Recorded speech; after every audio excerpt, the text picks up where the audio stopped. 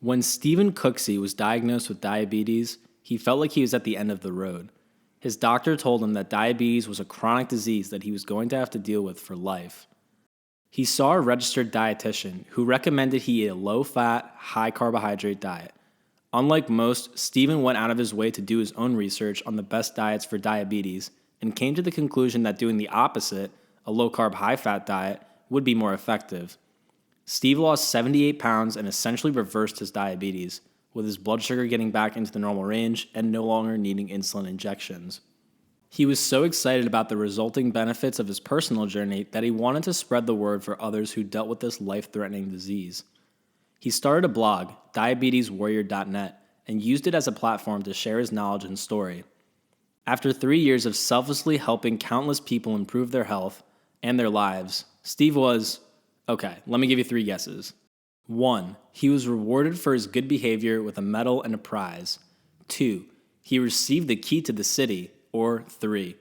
Steve wasn't rewarded for his dedication, and instead, he was accused of committing a crime, unlawfully giving advice about nutrition to people dealing with a medical condition. Answers, please. Believe it or not, it's number 3.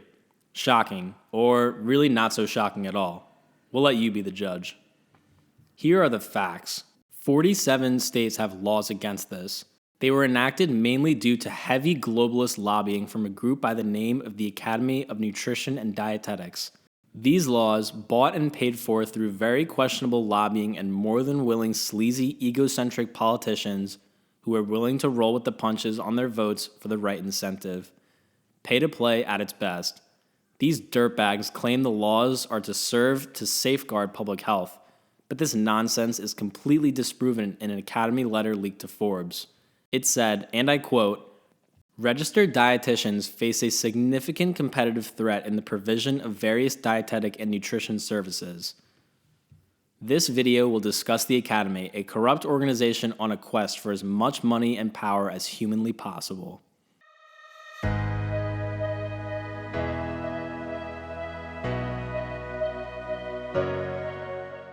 The Academy of Nutrition and Dietetics, formerly known as the American Dietetic Association, is the largest collection of dietitians in the United States. In their own words, the Academy is committed to improving health and advancing the profession of nutrition and dietetics through research, education, and advocacy. We are currently living in an era plagued by chronic disease that largely stems from our poor nutrition. Look at them eating that garbage. It's disgusting. Chronic diseases like heart disease, cancer, and diabetes are amongst the most common, costly, and preventable of all health problems, according to the CDC. The Academy should be making huge strides to fight this epidemic and improve the lives of millions, but unfortunately, this is not their main goal. They instead serve as a vehicle for the benefit of their corporate sponsors, each one thriving off of the suffering of an entire nation. Instead of competing against each other like in the traditional free market, food and drug companies collude to maximize their profits at the expense of their consumers. The Academy was going about their corrupt practices largely unscathed until 2009, when Senator Chuck Grassley wanted to dig deeper into how the organization operated. He started an inquiry on the Academy on where they were receiving their funding from.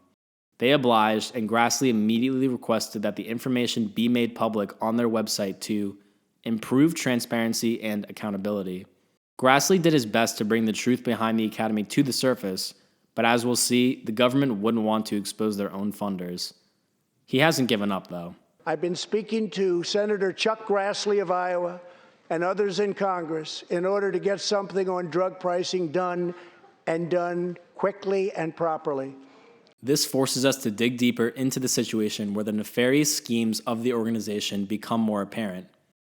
Thanks to the internet, we were able to find the inquiry, and we'll post a link to it in the description below. The Academy shows the companies that funded them in the years prior, including pharmaceutical companies like Takeda and food companies such as SoyJoy, a subsidiary of Pharmavite, a supplement company. This is interesting because of their statement on vegan and vegetarian diets, which we covered in our last video, claiming that these diets are healthy and safe for all ages with proper supplementation. Is it any wonder why they would take hundreds of thousands of dollars from a company that produces vegetarian protein bars, baby formula, and vitamin supplements and then turn around and recommend that people become vegetarian and supplement? You'd have to be a sheep to believe that that is a coincidence. Well, maybe these are just companies who want to improve people's health, funding an organization that shares the same goal. Perhaps we're looking too deep into it. If that's the case, then at least we aren't the only ones. We'd like to thank Michelle Simon for shedding light on the massive corruption going on behind the scenes. She wrote a paper answering the question of if America's nutrition professionals are in the pocket of big food. You can read the entire 50-page PDF linked in the description and come to your own conclusions. For now, we'll tell you about ours. Maybe we shouldn't worry, because the Academy's website specifically states that their sponsors must align with the Academy's vision, mission, and strategic goals. So as long as these food companies also claim they want to improve people's health, the Academy won't ruin their public image and will be happy to take their money. Do they actually care about people's health, or do they just want to cover up for the fact that their products are clearly a driving force behind the chronic disease epidemic? In 2001, the Academy had 10 corporate sponsors, and by 2011, that number rose to 38. They started to use the term partners in 2007, meaning they would keep an ongoing relationship with these partners as opposed to the traditional sponsorship program. You see how respectful I was there with my use of partner? Their first partners included big pharmaceutical and healthcare companies like Abbott and consumer goods companies like Unilever, Coca-Cola, and PepsiCo. Certain food companies are especially loyal, contributing copious amounts of cash to the organization. The National Cattlemen's Beef Association is their top loyalty contributor. This association is a huge lobbying firm representing cattle farmers. Some other loyal sponsors are massive food corporations including General Mills and ConAgra, each remaining loyal for the 9 years prior. Coca-Cola, Aramark, and the National Dairy Council had been loyal sponsors for the previous 5 years. Even Mars, the company owning candy brands such as M&M's, Milky Way, Twix, and so many others were partnered with the Academy. There are different tiers that companies can achieve based on the amount of their contributions. In other words, the more currency they pay, the higher their tier. The higher the companies that are Academy partners are given many perks, maybe most notably the ability to educate nutritionists on the benefits of their products. Another benefit is the right to co-create, co-brand an Academy-themed informational consumer campaign. A prime example of one of these campaigns was the Coca-Cola Heart Truth campaign, which was sponsored by the United States government. Another example of these campaigns is the 3 Every Day of Dairy campaign. On the surface, it was disguised as a nutrition campaign, but it was really just a marketing ploy for the dairy industry. The National Dairy Council provided fact sheets that bore the Academy's logo. Instead of using unbiased, independent dietitians, the Academy opts to portray these campaigns as sources of health information. The messages seem to be educational as they are from the largest group of dietitians in the world, but as mentioned before, they are really public relations vehicles for firms with the goal of selling more products.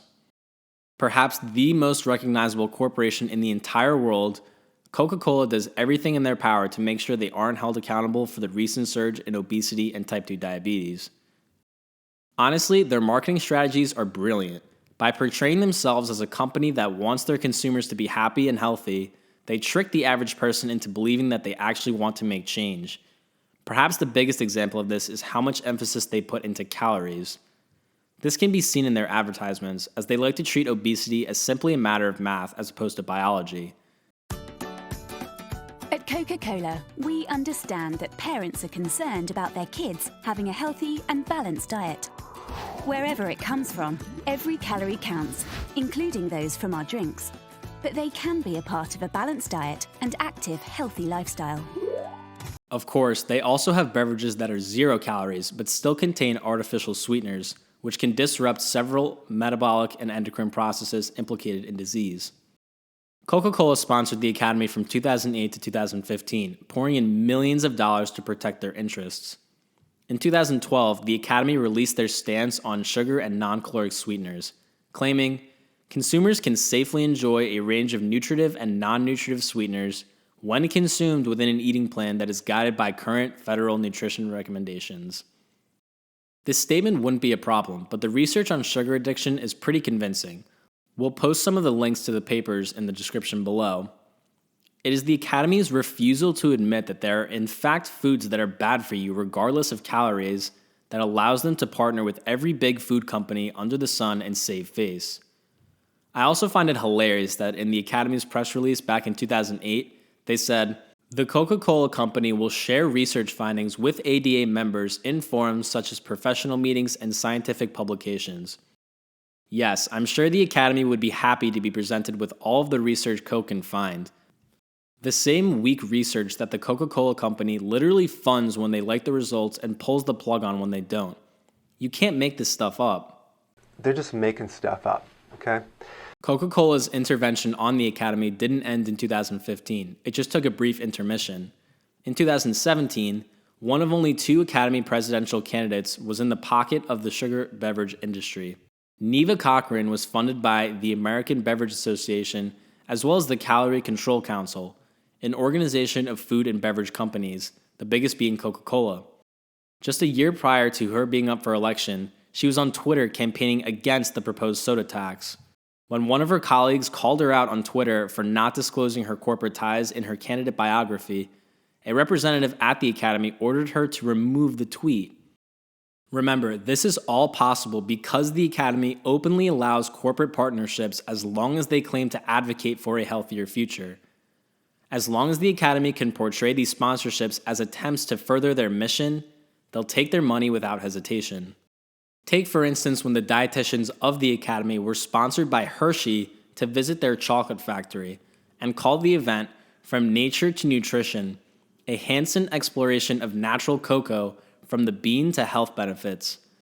Deborah Miller, the director of the Hershey Center for Health and Nutrition, said that they are happy to partner with the Academy because they recognize the significant role that registered dietitians can play in empowering consumers with the information, tools, and resources they need to achieve a balanced lifestyle.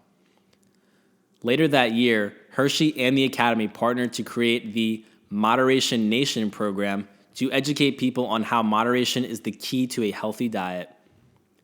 Surely, telling people that it's okay to eat Hershey bars in moderation is the key to fighting the obesity epidemic. If you can't, well, that's your fault, not the conglomerates who pay off dietitians to promote their products that have been proven to be addictive and toxic.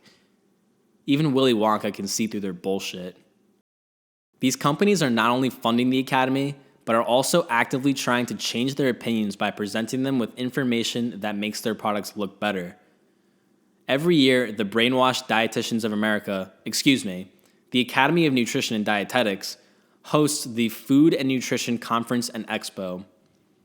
The Academy offers numerous sponsorship opportunities for food companies to present on various topics. These include talks from representatives like Kellogg's, PepsiCo, and Ajinomoto, a maker of food additives like aspartame. Coca-Cola claims that aspartame is totally safe for anyone over 1 year old. I guess their statement on non-caloric sweeteners killed 2 birds with 1 stone. Actually, the same year they issued that public statement, the Corn Refiners Association gave a presentation on added sugars and sweeteners. I don't know exactly what they said, but I have reservations on believing that the company that mass produces high fructose corn syrup gave a presentation on the dangers of sugar and sweeteners. General Mills also gave a presentation on how awesome whole grains are, with many of their most popular sugar-filled cereals being labeled as whole grain to improve public image.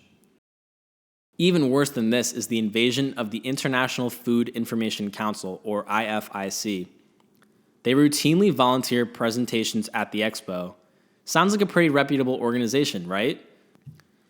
Would you be surprised if I told you they are really just a hub for big food companies to put out misleading information to the public? At this point in the video, probably not, since the corruption of the Academy knows no bounds. Among the IFIC supporters are food and agrochemical conglomerates like PepsiCo and Dow AgroSciences. In the past, the incredibly controversial Monsanto was a part of the IFIC, but has since dropped out. Thankfully, they stuck around long enough to make sure the Academy published a pro-GMO food stance. At the 2011 conference, the IFIC's presentation was titled, "How Risky is Our Food? Clarifying the Controversies of Chemical Risks." It involved the panelists essentially mocking the organic food movement that was popularizing at the time. They downplayed the use of pesticides and other agrochemicals in food, but I'm sure that had nothing to do with the fact that the IFIC had ties with Monsanto, the biggest producer of agricultural pesticides in the world at the time. One of the dietitians at the 2012 concert, Andy Bellotti, was disturbed at the IFIC's presentation, claiming that the panelists essentially mocked a public survey that showed that most people don't trust the FDA. He remarked that the dietitians in attendance were so easily swayed by the presentation and loved the humorous approach they took. Andy was literally watching the brainwashing take place in front of his very eyes. He asked one panelist why other countries have banned the very chemicals they were just defending in their presentation. They responded by saying it was just a different group of scientists coming to a different conclusion. Or maybe those countries weren't being aggressively funded by agrochemical producing companies when issuing policy. Another corporate-funded organization masquerading as a reputable source of information was the International Life Sciences Institute. They, unsurprisingly, have several members of Big Food and Agriculture on their board of trustees, including Hershey's, Monell Chemical, and of course Coca-Cola. The Institute actually funded a study done by the Academy done back in 2011 in order to, quote, determine whether the funding source results in a difference in study quality. Do I even need to tell you what the conclusion was? I mean, it really doesn't get any better than this. An organization founded by big industry funds an organization of dietitians with multiple corporate ties to conduct a study to see if industry funding in nutrition research was okay. Of course it was. A sub-organization inside the Academy's branch that you should be aware of is the Commission on Dietetic Registration, which decides credentials and gives awards to registered dietitians. This branch also approves of so-called accredited providers in what they call continuing professional education. The Academy touts the benefits of becoming an accredited provider, such as marketing opportunities and being listed on the Commission's website. Dietitians who opt for this have to pay $250 upfront and $300 every year. Of course, food companies take advantage of this education program. There are many continuing education providers such as General Mills, Coca-Cola, Kraft, Nestle, and PepsiCo. There are 2 presentations sponsored by the National Restaurant Association, a powerful lobbying arm of that industry, that educated the dietitians on menu labeling. To no one's surprise, this organization has been a vocal opponent of menu labeling for decades. It is easy to see that food companies should not serve as public educators because their goal is blatantly obvious: sell more food. Food companies try to create councils or institutes to make their statements appear to be backed by science, when in reality they are backed by profit. One of my favorite quotes from the paper is, "The food industry does not monitor research. They select it, they spin it, and at times fund it to get more favorable outcomes." The food companies handpick these so-called experts who align with their agenda. Since the information comes from experts, it appears to be unbiased. The end result is dietitians who are educated in biased information, possibly explaining why so many of them are uninformed. An example of one of these shady experts is Ronald Kleinman. He seems to be very smart at first glance, as he was chief physician at Massachusetts General Hospital and a professor at Harvard University. However, when you continue to look at his credentials, you will see that he has ties to Coca-Cola, Burger King, and General Mills.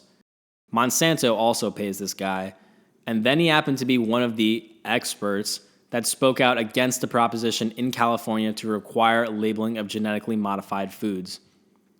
This Robert Barron conducted a Coca-Cola-sponsored seminar where the key message is that sugar is totally fine for kids. Many parents were concerned about the sugar intake of their children, but he assured them that these concerns came from misconceptions and urban legends. IQ, or having a high IQ, does not equal sanity. Just because someone is so-called educated doesn't mean they're sane, all right? Another way the Academy sells out the common man is through nutrition trade shows. A typical trade show consists of over 300 vendors sharing information and offering samples to dietitians. These vendors are of the food industry, which is why Simon referred to these trade shows as junk food expos. 18 organizations were present and only 2 of them sold whole foods. The rest sell processed food. This is Nestle's booth, and as you can see, it's extravagant. Here's a poster from good old Coca-Cola, and a booth literally giving out candy from the National Confectioners Association.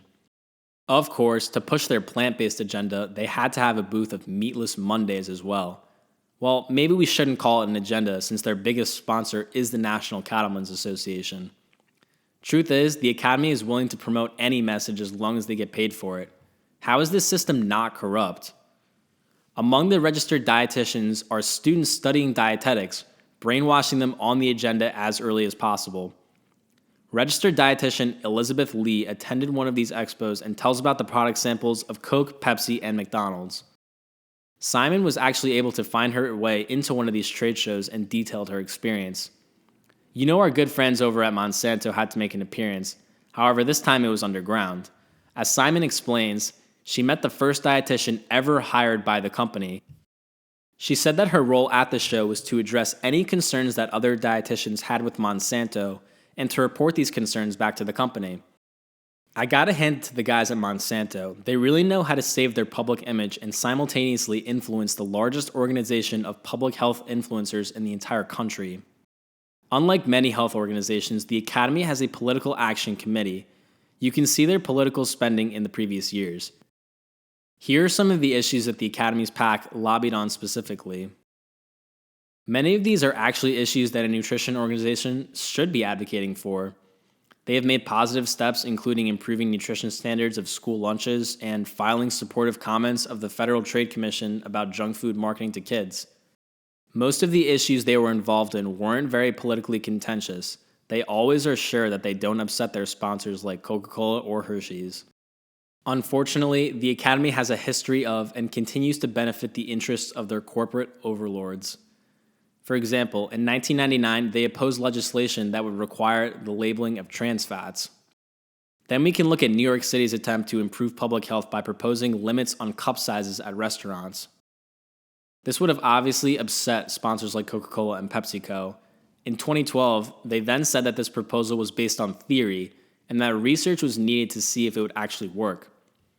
But instead of allowing for the trial of this proposal in a city, they supposedly convened their own groups to examine its effectiveness. They then had the audacity to say that as the science comes out about the trial in New York, that dietitians have the responsibility of teaching moderation to their clients.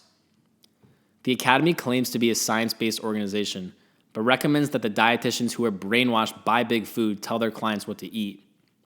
With the alarming rates of chronic disease that our country faces, it's hard to believe that education hasn't been playing a role. Who knows, maybe if Mars didn't sponsor and educate dietitians, our nation's health would be in a better place. One of the Academy's dietitian, Aaron Flores, actually left the organization after the controversy. He said he believed Coca-Cola and PepsiCo were preventing them from taking a stand on issues. He's quoted saying, "I think the partnership with big food companies ruins our credibility as nutrition experts." 2012 was really a bad year of optics for the Academy. It sided with Monsanto, opposing GMO labeling in California.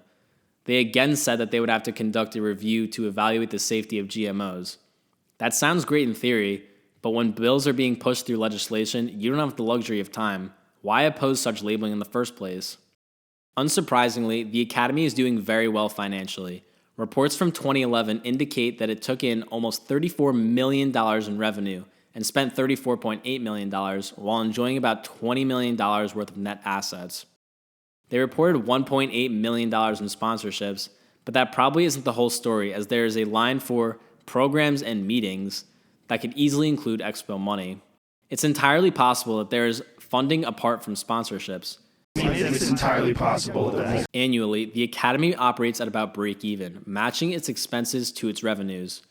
However, their net assets have been increasing over the years. They increased from $12.5 million in 2009 to $19.9 million in 2011. Their most recent financials from 2018 indicate that the Academy has over $47 million in net assets. These are said to come mostly from investments. It makes you think why these returns haven't been used in the replacement of the obviously corrupt system of corporate sponsorship. The Academy also has a lot of restricted revenues and assets. This means that the donors of said money gave it to the Academy for a specific purpose. the Academy has to obey their donors' wishes on the allocation of it.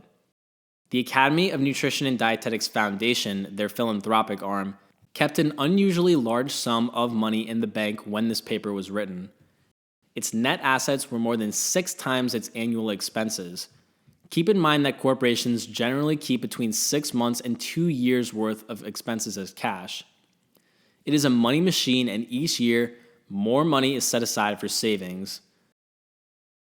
Now their net assets are almost 9 times as much as their yearly expenses. The foundation provides no explanation for this practice. Keep in mind that the Academy of Nutrition and Dietetics does not pay income tax, as it is considered a 501c6 nonprofit organization. These types of organizations are supposed to promote business without generating profits or paying shares. They are also allowed to engage in lobbying. Even if what the Academy is doing is considered legal, it's obviously very shady. The Academy of Nutrition and Dietetics is a cog in the vast money-generating, all-powerful organization that systemically brainwashes the populace. The Academy is willing to do anything to increase the profits of its sponsors. Is this who you want teaching our nation? Do your own research and don't listen to Big Food's propaganda. Don't let them fool you. Subscribe to our channel. Also, drop a like if you enjoyed the video. This one took a lot of research and a lot out of my sanity.